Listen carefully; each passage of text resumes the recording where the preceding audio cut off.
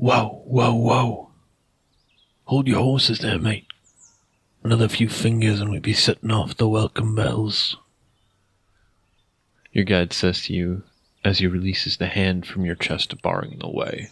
He kneels down just beyond where you're standing and efficiently cuts the air, causing a thin, invisible line to fall slack to either side. Alarm trap, mate. We're in Grung territory. Best not to piss off those buggers. They're quiet, toxic, and very, very territorial. After this step, no more words until I give the signal, right? We don't want to end up as house pets for these things. You cock an eyebrow and look at him questioningly. Ah, you don't believe me?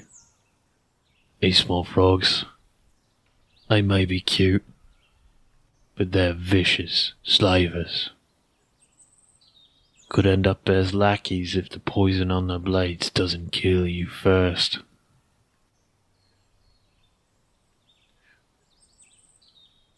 Roll an investigation.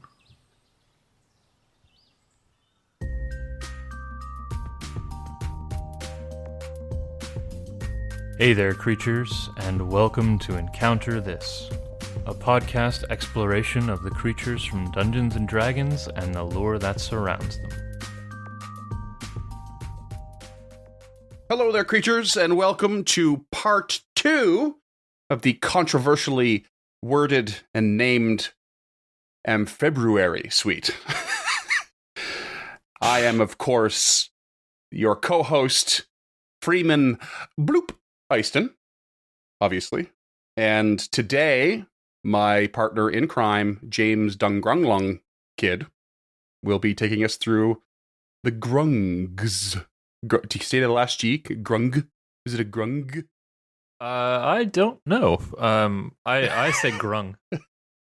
Yeah, that's fair. That's what I would say too. I'm just being silly. Tell me about grungs. I know I'm guessing they're amphibians, unless you've gone off the path here, but already. I'm not doing what you did in October. It's a good call. It's probably a good call. I should say that these, if you want to follow along at all, these creatures are found in Volo's Guide to Monsters on page 156. Take it away, Dungrunglung. As we are wont to do, I would like to start with a quote from Volo's Guide to Monsters, because it seems like all of those quotes are just pure gold. Sometimes they really are. And this is one of those, I think. And it's from Volo himself. Sentient poison frogs that live in trees. Truly the gods hate us. It's quick and to the point. I'm a big fan of that. No, Rolo. The gods don't hate you. They just don't care about you. That's probably more true. So they are found in 5th and 2nd edition. They were specifically brought back into 5th edition by one of the authors of Volo's Guide to Monsters, who was hired after the launch of 5th edition, I believe. Okay. They are tiny, tiny frog-like humanoids. What a theme. Right? One of the main differentiating factors between them being frogs is their opposable thumbs. So they have dexterous hands. Oh, okay, yeah. They max out at about 3 feet tall, and this really kind of threw me through a loop, but 30 pounds or 14 kilograms. That's about the size and weight of a sack of potatoes. Okay. I mean, it's a little lighter than a sack of potatoes, but it's not far off. And do you feel like that's out of proportion? I like to imagine these guys as much smaller, like in measures of inches as opposed to measures of feet. Okay. But that's just my personal preference. I feel like it's sometimes it's hard to get your head around like what the range of height would be with your medium, your smalls, and your tiny creatures. I'm not sure what the designated. You said they're tiny, so I'm assuming they're tiny creatures. They are, yeah. But But tiny also has like in 5e has a broader range than the others. It's like this maximum height and anything smaller is considered tiny. Yeah. Oh wait, sorry, they're actually small. They're Oh, they are small. Yeah. Okay. They're about the size of a gnome. Okay. Because I wasn't myself also anticipating them to be tiny creatures. I don't remember much about grungs, but I thought they would be tiny. Yeah. So I think I'm with you there. They live up to about 50 years old and need to immerse themselves in water about once a day or suffer a level of exhaustion, which is one of the first times I think we've seen mechanics introduced in the lore, because this isn't anything other than in that that description paragraph. Yeah. Oh, okay. It's right in there with the bullywugs, though they did not have a mechanical effect. It just said they had to be maintained constantly moist, I recall. Yeah. And we kind of touched on that a little bit here and there about how legitimate that is. This is specific with a level of exhaustion. Yeah, I wonder if that was introduced because it was Volo's guide. They're like, oh, we should probably add something to this, whereas the Master Manual was like a little bit earlier on, and they didn't consider it. Yeah, it's possible that it's a carryover from 2e as well. Beyond that need to immerse themselves in water, they are naturally toxic, so they secrete a substance that is harmless to them but poisonous to others, and they dose their weapons with this poison. So, like their spears, their arrows. Kind of handy dandy, right? Just rub your own spear on your back and right. Hope for the best. And since they're reminiscent of tree frogs, they're typically found in tropical climates, rainforests, jungles, swamps. They live in trees and they prefer shade. And within those tropical climates, their settlements are cobbled together clusters of shelters, usually tucked away within old dead trees, but can also be found in like bushes or stuff like that, but very, very low to the ground. They consist of these squat circular buildings with windows and chimneys, and they are usually made of moss and reeds. Anything they can really find and gather, twigs, that kind of stuff. Okay, so they live in the trees, but they live close to the ground in trees. Yeah. Like they tend to live in dead trees, like trees that have fallen over. Okay. Oh, okay. Gotcha. Yeah. And each house, well, I guess it's a house. Each house usually holds from 8 to 18 individual grung, and they're always from a single caste. We'll get into castes in a little bit here. Okay. But spoilers, they are a caste system. But possible landmine territory, depending on how it's laid out. It's not too bad, but it's not good. Yeah. Okay. We run into a lot of the same problems that we run into with the Monster Manual. Sure.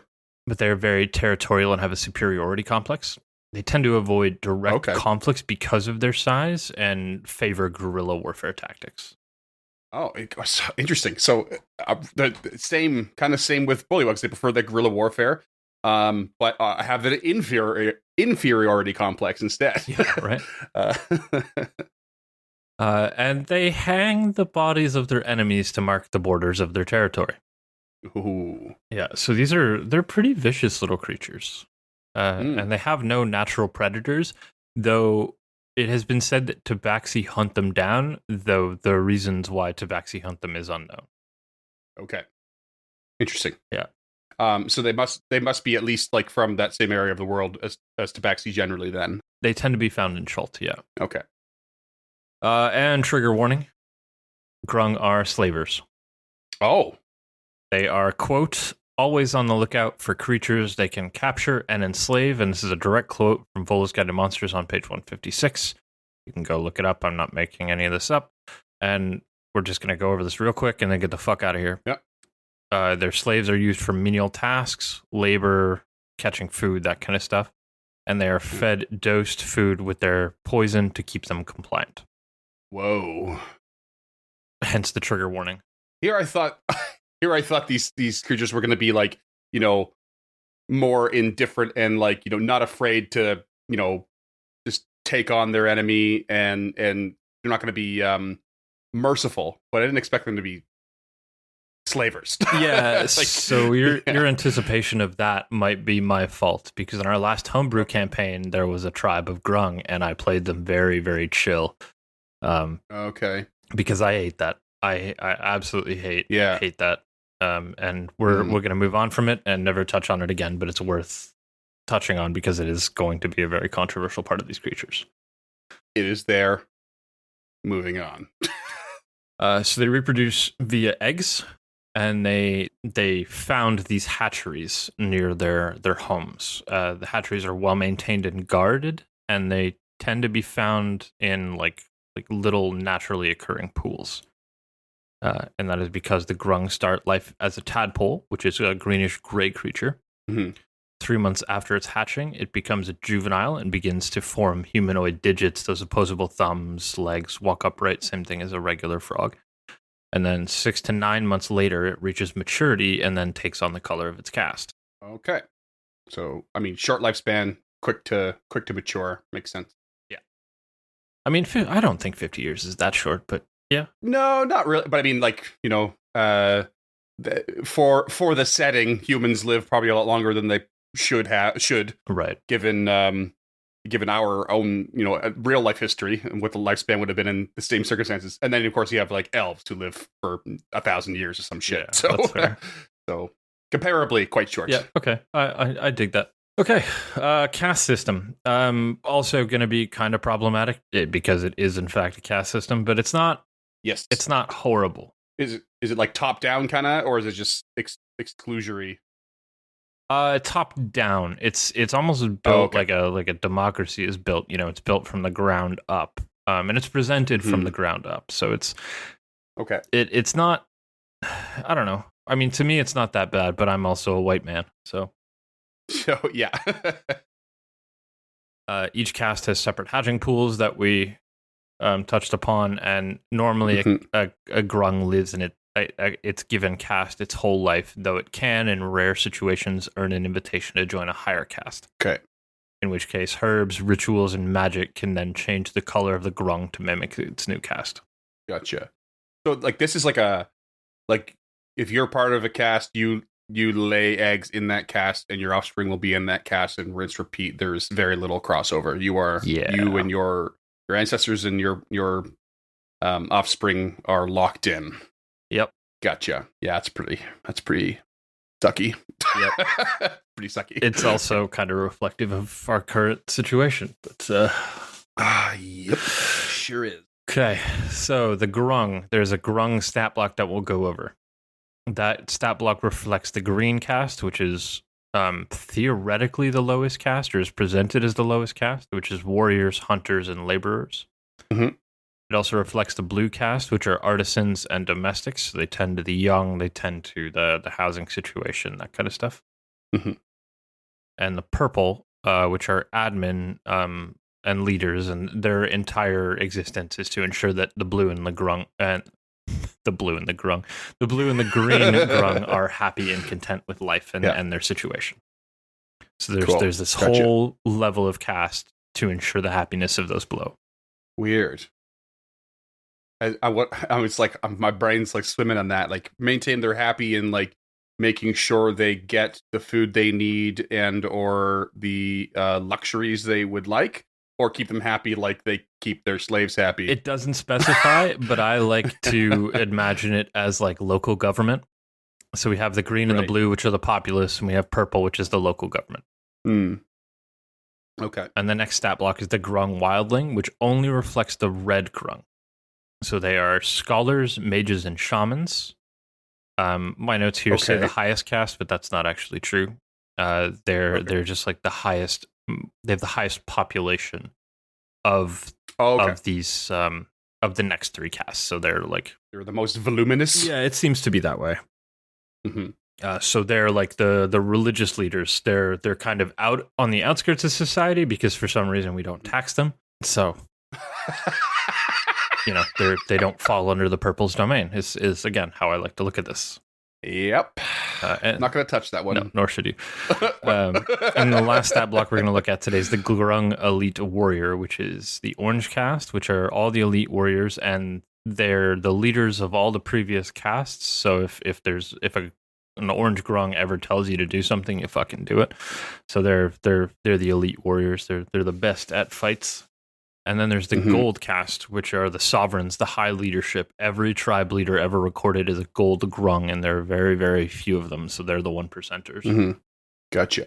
I do have to say, and this is a small and apropos of nothing thing, but I love the order in which the colors are presented. From green to blue, blue to purple, purple to red. It's like really getting into the whole color wheel in a proper order almost. Yeah, and this is how they're And presented in the appreciate book that. as well. So like I'm not going off script here. Yeah. I didn't reorganize these. I just kind of summarized them.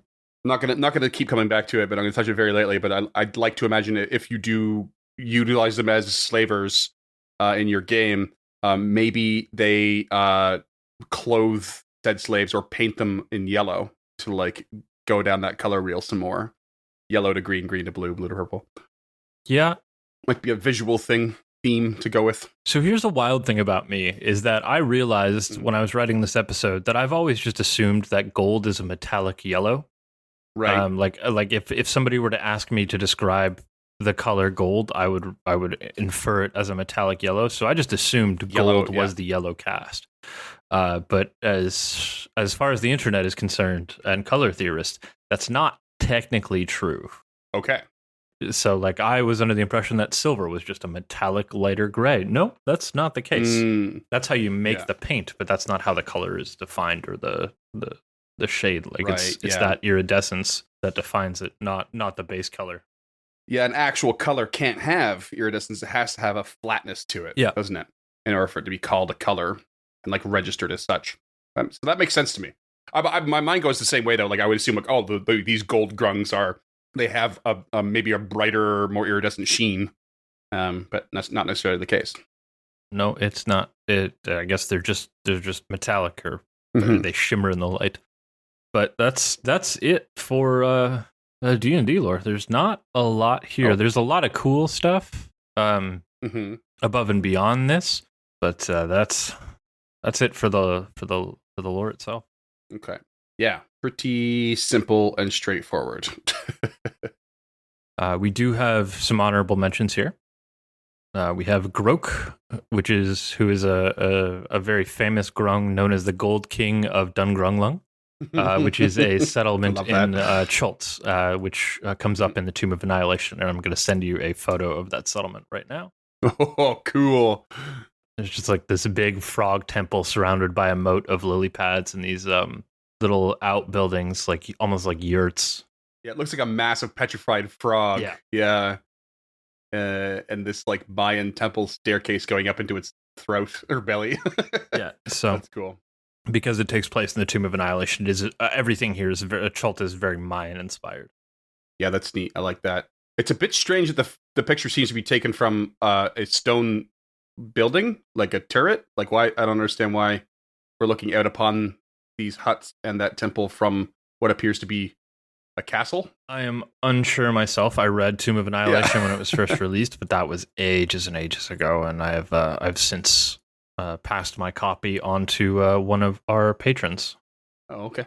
I mean, he paid cash for it, so it made sense. But sure. And then you threw it at his head, right? Nope. Politely handed it to him. No, that's why James handles the finances and the social interaction, I guess.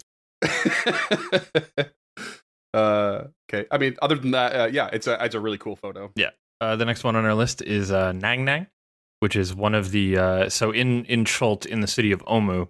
Spoilers for Tomb of Annihilation.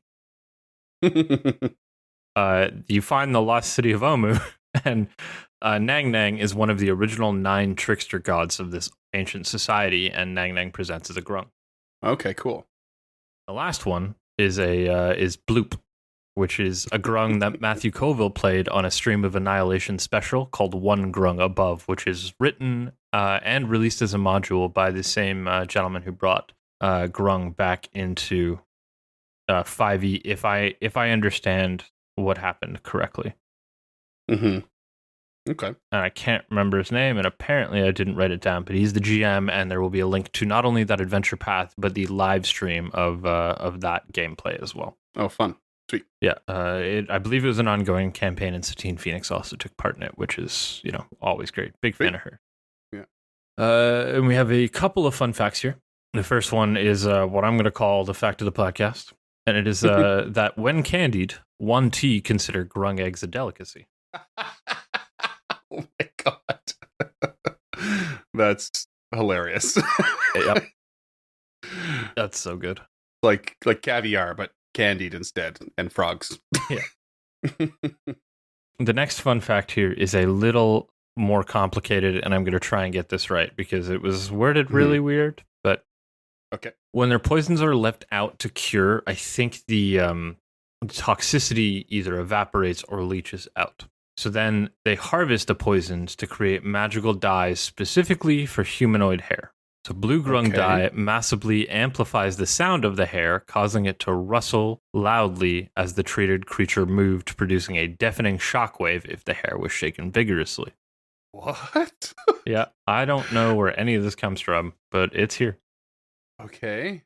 Green grung dye caused the creature's hands and feet to also turn green and granted enhanced jumping and climbing abilities, although engaging in these behaviors was said to be quite painful. I just replayed Portal 2 recently. Yeah. And you have like the different like liquids, different colored liquids that change, you know, your speed or your bouncing or jumping or something like that. Yeah. But like luckily your character has these fancy, inexplicable jumping boots that stop the painful landings. So yeah. My brain went just now, but okay. Also strange. Not as strange as the hair, but okay. Purple grung dye cause the creature's hair to become sopping wet and to continuously generate purple dyed water that stains anything it soaks into. Huh. And I did write down my source here. It is Dragon Magazine, or Dragon Plus number 12, which is, I believe, a version of Dragon Magazine. So I'll try and hunt that down and put it in the show notes as well. It's like I like the idea of maybe taking the poisons and curing them and having them have these magical effects, but I feel like the execution is very strange. Yeah. It's I don't get it. I don't really like it. Yeah, maybe that's something to consider and homebrew, have fun with at your own table. Because I think it's a cool base idea, but yeah, shockwave hair. I'm not so sure. Yeah, there's a lot there to take umbrage with, but it's a neat idea that I liked. I would definitely do what you said and homebrew the absolute shit out of it. Yeah. Oh yeah. But that's it for D&D fun facts. They're not a particularly complicated creature, only having taken place in 2 editions. So the thing I feel like is missing here is we have these ideas for the poisons, but we don't have any reference for what the poisons might do differently based on each cast or color of a grung. That would be kind of cool if they had a variance in their effects. I don't know if that appears in the stat blocks at all, but that's like what I feel like is missing from the lore, at least. And then on top of that, like, you know, we have this, you said it's the largest cast is red, and there's scholars, mages, and shamans, but there's no reference to what god the shamans might worship or how they mages establish their magic. It would be cool to know if scholars actually wrote things down, or are they do they maintain oral traditions or something like that? That'd be cool, you know. And what are the artisans making? You know, the blue ones. What are the artisans making? Are they building the homes with the laborers? Do they create art such as the big frog temple? It's cool that those are all separated, but I'd like to know more about what the hell they're doing. Yeah, I agree. And there's not much. The only god that we know for a fact that Grung worship is specifically in Chultan is Nang Nang. And I couldn't find anything else on any other deities that they worship, but they're not supposed to, like, they don't really exist in a whole lot of places in the Forgotten Realms, so that's probably why, because they're such a geographically limited creature. Which is unfortunate, because I give me that Maztica setting that I want, and then fucking make it all about Grung. Yeah. I mean, we're in the same boat with the bullywugs, right? We talked about how they were geographically, you know, rooted, and whether or not that was believable or good or fun or what have you. So a lot of shared things there. But I mean, I feel like these guys could have some expansion. They feel like the bullywug, which had so much love that I had to skip over a bunch of shit, and they were there from 1 to 5 all the way through. And these ones were in 2 and have been brought back to in 5e. So it feels like they're similar, but just didn't have the chance to receive as much love over the years. Yeah, I think you're absolutely right, and I want more from these guys. It's just, this is unfortunately what we have at the moment. That's it. Unless the listeners out there have made their own homebrew Grung stuff, which would be fantastic, and I want that. But in our world, there is no lore analog, but there is a real world analog, and that is the poison arrow frog or poison dart frog. Oh yeah. So I'm going to send you a bunch of photos in the chat of what these guys look like. So there is a color of poison arrow frog that reflect every cast. I mean, the gold is actually like a really deep sunburst yellow, but yeah, it's the best I had. They look so cool. It's like hard to believe the blue and the purple actually are that color. Yeah, definitely. Just doesn't look real. Really neat. Yeah. So these are also very small. They're between 1.5 and 6 centimeters in length total, or about 0.5 to 2.4 inches. Oh, it's so small. Yeah, and they weigh 28 grams or 1 ounce. Like our grung, they are native to tropical areas, and they're brightly colored. Though throughout all of the colors of poison dart frog, in my research I found that purple appear to be the rarest. Like they're often noted as being very, very difficult to find, if at all. Mm-hmm. And they are also very, very toxic. The poison arrow frog secretes a toxin that is derived from their diet of ants, mites, and termites. And the color of the frog is associated with their toxicity level, because their toxins come from like their alkaloid levels. So I'm not a scientist, and I don't fully understand the words that I'm saying. So be gentle when you correct me, because you're going to correct me on some of this stuff. They are what is known as aposiomatic, which is when your bright colors advertise that you're not good to eat or you will be toxic, like some caterpillars or other things. That's easily one of my favorite and I find the most fascinating like levels of evolution, is that like you these bright colors, you would think that's like saying, hey, I'm over here, come get me, but it just they clearly evolve into certain colors that will be recognized by other animals, and it's like it's a stay away. It's like, oh, don't go near that color, I know that color is bad. Yeah, exactly. Yeah, it's a really neat version of evolution. Yeah, it really is, because it makes me think of like how certain animals can see different spectrums of light, different colors that we can't, and like it just plays into all that and mixed up. I find it fascinating. Though not all of them are toxic. Some of them use their bright coloration as a form of like faux aposiomaticism, like advertising that they're toxic, but they're not actually toxic. Just another layer of how fascinating it is. Yeah, so there's a bunch of different species that we're not going to get into. We're just doing some general facts here. If anybody is an amphibiologist or whatever the term is for a frog scientist, some of the frogs, their toxin is used to make a painkiller called epibetadine, and this painkiller is 200 times stronger than morphine. Oh. Well, about 200 times stronger than morphine. I'm sorry, I shouldn't exaggerate something like that. But the therapeutic dose of it is close to the fatal dose. Like, if the LD is 30 milligrams, this is approximately 28 milligrams. Like, it's the line in which it becomes lethal is very close to the line where you need to have it to work. That's how potent this shit is. Crazy. And most of the frogs, they are toxic, but pose very little risk to human beings, except for the golden poison frog, which is the yellow one that I sent you. This frog contains enough toxin to kill 10 to 20 men, or about 10,000 mice at any given time. What? Oh my god, this 1 ounce frog. Yeah, this 1 ounce frog can kill 20 full grown men. Holy crap. I'm just like, okay, I'm so glad that it went down the road of morphine and painkiller too, because I was thinking, as soon as you mentioned their toxicity and alkaloid levels, there was that specific piece of lore for the Bullywugs about how they have the shamans worshipping Ramenos who doesn't really pay attention. He's mostly just sleeping. So they don't really have any obligations to the god, but he does represent like, I forget the term. It was like drinking or like, imbibing, things that would get you high essentially. And so they would consume local alkaloids. And now I'm just imagining them coming across a Grung group and like trying to like get the poison from them so they can get high. I love that. Like that's their salt in Schult is Grung poison. It's a great way to combine those two cultures. Yeah. That's fun. I like that a lot.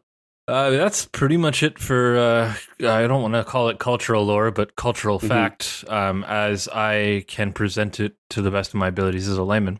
Yep, fair enough. So honestly, there's not a whole lot of difference. Like they're pretty, I mean, I don't know if poison frogs or poison arrow frogs are specifically territorial, but I wouldn't want to fuck with their territory. Yep. Hard pass. Like the colors are all there, the toxicity is there, the native tropical areas is there. I think the caste system probably reflects the toxicity in poison dart frogs, but I didn't want to dig too deeply into these things because we're not a science show, and I would just do a worse job of presenting that than I think I already did. If you haven't listened to our dinosaurs episodes, go now. I was pretty drunk when we were doing those. The least scientific science episodes ever. Yeah. I think that the caste system can be easily made less problematic simply by having offspring put into castes that they prove to have a penchant for, like like an aptitude test. Exactly. So it's like you little froggy career day. Yeah, yeah. You more get to choose your caste, or you're placed in one that suits your natural abilities, rather than you're just stuck there no matter what. Yeah. So yeah, and again, I don't find this to be a super problematic caste system. I mean, there is the ability to move up. I wish there was the ability to move around. Like, right. It's the fact that one is treated as higher than the other, but not necessarily because of like the government structure that you were imagining. It's like it's maybe kind of there, but it's not explicitly mentioned. Yeah. So the whole up and down is what makes it sort of problematic. If someone just happens to be born into the warrior caste, but is actually probably the potential of a really great leader, there's a very tiny chance and very rare circumstance in which they will rise. But you would think it would be all a little more flexible. So that's how I would play it. Like it's more of an aptitude test, like you said. You show your true colors, if you will, and then you are placed or choose to be placed in the appropriate spot. Yeah, I like that. Mm-hmm. I would just homebrew their whole civilization. Like I don't mind that green, like that their roles in society are color coded. Me neither. It's the caste, like the actual caste system itself that bothers me. So I would just remove that from the case. It's okay to have a golden tribe leader, but in my world that would be, the gold frog is painted gold, or it becomes gold as it descended with the power of the Nang Nang or something like that. Like I would give it a mechanical reason, a real reason, as opposed to just saying that gold are better than everybody else because that's how they were born. Right. Yeah. It's just sort of not smart. I almost wonder, like, if you did like change the colors up a bit, and be like, there are certain Grung that are born green, and that is an indication of their physiology and their biology, and they are able to separate into yellow or blue. They're more likely to only just have two options because their body will, or their brain will develop in a certain way, and that's represented by their color, rather than just taking on the color. And do the same thing with like an orange. Like you have an orange one, and they can go red or gold. You kind of play with it a bit. anything to get it out of the cast system is really acceptable at this point. yeah. Like, this is such a problematic entry in Volos that I'm surprised it's not talked about more. Yeah. Here's a nepotistic caste society who are also slavers, but don't worry, they are fucking adorable. And listeners, they are fucking adorable. They really are super cute. I love the way they look so much, but the lore disgusts me to no end. Well, the 2E art, they look really vicious. Yeah. You posted that there, and they look nasty, covered in warts, and like really, they got these like tons of like what look like sharp teeth, real gruesome grin. But the 5E art, they are literally plush dolls. Like, they are so cute. Oh yeah, you want to pet them on the head, but with a glove on. Yeah, definitely, especially that gold one. Yeah. So I mean, I think the 5e lore pretty well reflects, other than the problematic stuff. Sure, yeah. And I don't want to, I guess I should confirm that, like, the golden poison arrow frog or the golden poison dart frog that we're talking about is different. Like, it's from a different genus than, like, the orange poison dart frog. Oh, yeah, okay. So these aren't all the same creature in different color schemes. They're all listed as, they're all in the same family, but they're like the species is different. Yeah, fair enough. I think. God, I hope that's right. Okay, science over. Oh, well, you say that, but we're going to get into the nitty-gritty math. Fair. Math is a science, right? I have no idea. Like we talked about in the cast system, we have 3 stat blocks here. The first one is the Grung, the simple Grung that reflects the green, the blue, and the purple. Okay. They are CR 1/2 with 11 HP and 12 AC. So I don't understand their role. You have 1/4 here. Oh yeah, sorry, 1/4. Okay. What I have written is correct. They are small, humanoid, subtype Grung, and they are lawful evil, which I guess reflects the slaver position. Mm-hmm. They speak Grung, and they're immune to poison, and they're immune to being poisoned. Yep. They have a movement speed of 25 feet and a climb speed of 25 as well. Their stats are pretty dump. The strength is -2, the dex is +2, the con is +2, and everything else is a flat 0. Yeah. I didn't include it here, but they do have a bonus to their dex save, athletics, perception, stealth, and survival, and those will stay consistent across all 3 stat blocks. I don't want to talk about them. I think that shit's so boring. They're a little bit sneaky and a little bit athletic and dexterous. Go. They have a few abilities here. The first one is amphibious, so they breathe air and water. Mm-hmm. The second one is poisonous skin. So when grappled, the grappler needs to make a DC 12 Constitution save, or they are poisoned for 1 minute. Okay. And poisoned makes you like disadvantage on your attacks, essentially, right? Yeah, attacks and ability checks. Okay. When the grappler is no longer in direct contact, they can repeat the saving throw at the end of their turn.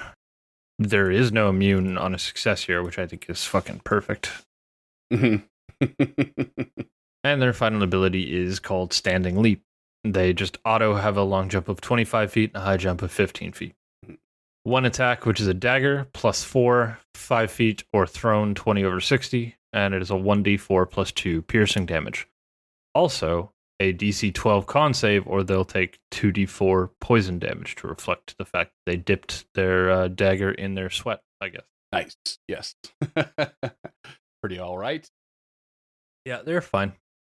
I feel like the one sort of downside here to the poison skin is that it's only to a grappler. Like, I mean, in my experience in 5e, not many people bother grappling. And so it's quite specific. I mean, it's probably because it's only like CR 1/4, I guess.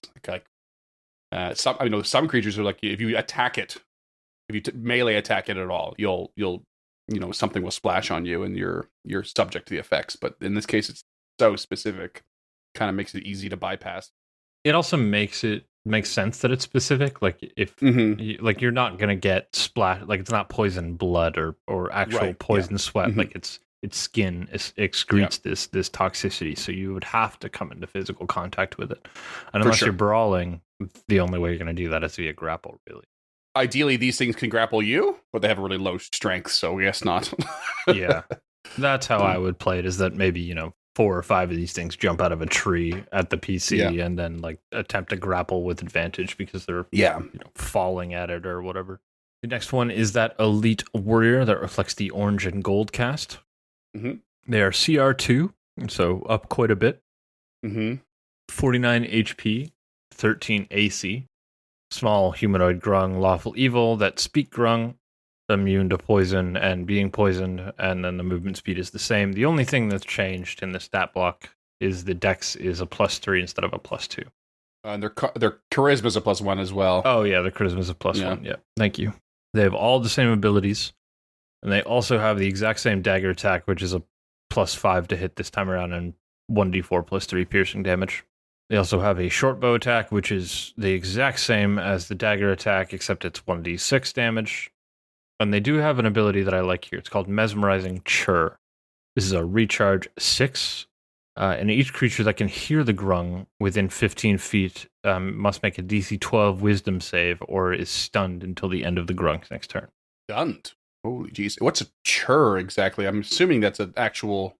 Interesting. It's spelled CHIRR. Yeah, it's prolonged low trilling sound.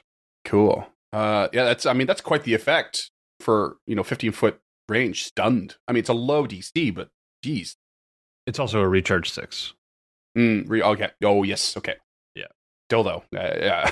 It's one of those like if you get a real bad luck in the party, like everyone can get stunned at once, even if it only happens once in the combat. It could be real dangerous real quick. The amount of times that I've run Hellhounds against you guys and rolled a recharge 5/6 on the first round is often. It's happened almost every time I've run them. So. They're almost always a dangerous one for us. Yeah. Yeah. Yeah. And I run them Don't stand in front of it, guys. Quick. It doesn't matter if it's a recharge. Don't stand in front of it. Yeah. And the last one we'll look at is the Grung Wildling, which reflects the red Grung. These are a CR1 with 27 HP, 13 AC, or 16 with Barkskin. The rest is all the same. They maintain that +3 dex, and they have a +2 to their wisdom. So it's kind of a big boost for dropping a CR, but whatever. They have all the same abilities, and they also have spellcasting with a DC of 12 and a +4 to hit. Cure Wounds, Jump, Barkskin, Spike Growth, and Plant Growth. And they have the exact same attacks as the Elite Warrior, the short bow and the short bow and the dagger. Yeah, right. Yeah, I mean the thing that comes to mind is I find it funny that they have the standing leap ability, which by all accounts can be quite impressive, but then they can cast a jump on top of that. Yeah. So I'm pretty unimpressed with all of these stat blocks. I really like this creature. I really like the bones of this creature. I think it could be really cool and really fun. I hate how many of the creatures that I like are in that like 1 to 4 CR range. Oh man, I was literally just thinking that. Like we have there's so many creatures that have multiple stat blocks, and they're usually so low that they can only be an early campaign enemy. And you're like, what? Why? Orcs weren't very high, considering what they are. Yeah. Gnolls were disappointingly low. Bullywugs, low. Grungs, exact same spot as Bullywugs. Like, yeah. I hate if I'm going to run a 5e game, I got to choose between goblins, orcs, Grung, Bullywug. Yeah. Like, I have to choose between these things. For the most part, otherwise, it's just going to get boring for the PCs. Yeah. I mean, maybe that's just a problem that happens at my table, but I know when I throw the same villain at you guys more than 4 or 5 times, it's boring. Yeah, it is boring. Like you do want a variety, and sometimes it's fine to bring a creature back, but in like more quantity, at a higher level, so like you can increase the what this creature's going to do, but it's a little more dangerous because you're facing 5 of them instead of that 1 or 2. And that can be fun, but that's kind of one of the better ways to rinse repeat it. But you're sort of locked into doing it with all of these creatures because they're all so low. And like we all know, I think everybody knows that D&D 5e is not fun unless you're level 3 or up. It's level 1 and 2 suck. I kind of feel that way about any of TTRPG. Like, there's a reason a lot of adventures start at 3rd level. Yeah, seriously. It's when shit starts to happen for you. And, you know, 1st and 2nd level should happen really quickly. Like, you know, you should be 2nd level within 5 hours of playtime in any TTRPG. I don't give a shit about anything that I don't give a fuck what kind of arguments you could possibly have against that. You will not change my mind. After 5 hours, I should be 2nd level because I've learned my character. Yep. Except for, you know, in the case of maybe you're doing a one shot to introduce new players. But anybody who's been at the table more than once, you should be 2nd level within 5 hours. Yeah. And, you know, 3rd level within a couple of sessions. Like, it should not last more than 4 or 5 sessions total at 2nd level. And then once you hit 3rd level, then you can start slowing down the level. Unlike our other podcast, Stemming the Tide, in which it took approximately 15 hours. It makes me so angry how long that took to level up. Yep. Like, we should be leveling once every 10 hours, I think, at most. At the absolute most, every 10 levels we should level, or every 10 episodes we should be leveling up. Well, that's what we did, though, right? It turned that 10 episodes in and we leveled up, but that was with recording time and editing, like, you know, after editing, it's about 10 hours worth. But before editing, it was about 15 hours or maybe 20 hours of actual play. 15 is pretty close. Yeah. So, yes, it feels a lot longer when you're doing it that way. Yeah, it really does. We're still stuck at 3rd level, and it drives me crazy. But that's it for Grung. I would obviously change most things about these stat blocks. I do really like the abilities. Yeah. I'd probably add some damage to that poison skin if I were to up the CR. Even if it's only like 1d4 or 1d5. But it's 1d5. What the fuck is the matter with me today? Oh, man. 1d4 or 1d6. You know, per round. I think that's totally applicable, and I would add some strength to the elite warrior so it could grapple. Otherwise, what are we even doing here? Yeah, that didn't make any sense. I did just double check the jump spell just for curiosity's sake, and there's 2 interesting pieces to this. One is it triples your jump distance, meaning they could jump a height of 45 feet standing, or a length of 75 feet. Standing. The other interesting part is, and this doesn't come into play for a lot of people, especially at lower levels, but the material component for jump, the grasshopper's hind legs. I mean, that should be pretty easy to get. Like, that's one of those things that would just be covered in a material component pouch. Yeah. If you play a spellcaster and you don't take a material component pouch, you're doing it wrong. Yeah. Seriously. Like 100%. There's a reason they just give it to you at 1st level. Yeah. Just if you don't, just go buy one. Quick, like, do both if you need to. Yeah. I just love the near irony of, like, you need the hind legs of another jumping creature to cast your jump spell, and you're like a hind leg jumping creature, you know? Oh yeah. Something sort of like macabre about that. Yeah, I mean, it is what it is. I mean, I don't know, man. I would love to see these guys at like CR5, CR6. And that's what I would do.